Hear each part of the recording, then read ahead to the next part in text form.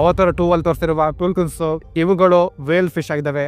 ಕಳೆದ 400-500 ವರ್ಷದಿಂದ veil fish ನ ಹಂಟಿಂಗ್ ಸ್ಟಾರ್ಟ್ ಮಾಡ್ತಾರೆ. ಅದರಲ್ಲೂ ಕಳೆದ 100 ವರ್ಷದಲ್ಲಿ ವರ್ಷಕ್ಕೆ 2,000ದಿಂದ 25,000 ವೇಲ್ ಫಿಶ್ ನ ಹಂಟಿಂಗ್ ಮಾಡೋರು. ಇವಾಗ ಸ್ವಲ್ಪ ನಂಬರ್ ಕಮ್ಮಿ ಆಗಿದೆ, ಬಟ್ ಇದರಿಂದ ಈ ಫಿಶ್ ಗಳ ಸಂತತಿ ನಂಬರ್ ತುಂಬಾ ಕಮ್ಮಿ ಆಗ್ತಾ ಹೋಗುತ್ತೆ. ಮೂವಿಲಿ ತೋರಿಸಿರೋ ಹಾಗೆ ಹಂಟಿಂಗ್ ಮಾಡ್ತಿದ್ರು.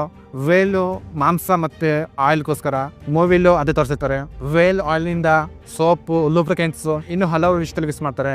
ಬಟ್ ಏನಂದ್ರೆ ಡಾಲ್ಫಿನ್ ಮತ್ತೆ ವೇಲ್ ಫಿಶಸ್ ತುಂಬಾ ಇಂಟೆಲಿಜೆಂಟ್ ಜೀವಿಗಳು. ನಮಗೆ ಕಂಪೇರ್ ಮಾಡ್ಕೊಂಡ್ರೆ ಅವುಗಳಲ್ಲಿ ಹೆಚ್ಚು ಎಮೋಷನ್ಸ್ ಇರುತ್ತೆ. ಅಕಸ್ಮಾತ್ ಸಮುದ್ರದಲ್ಲಿ ದಬಕಂದು ಸರ್ವೆ ಆಗ್ತಿದ್ರೆ, ಆ ಕಡೆಯಿಂದ ಶಾರ್ಕ್ ಹೋಗ್ತಿದ್ರೆ ಈ ವೇಲ್ ಫಿಶಸ್ ಅಡ್ಡ ಬಂದು ಅವ್ರನ್ನ ಸೇಫ್ ಕರ್ಕೋಗಿ ಬಿಟ್ಟಿರುವ ಎಕ್ಸಾಂಪಲ್ ಇದಾವೆ. ಅಂತ ವೇಲ್ ಫಿಶಸ್ ನ ಹಂಟಿಂಗ್ ಮಾಡ್ತಾ ಇದ್ದಾರೆ.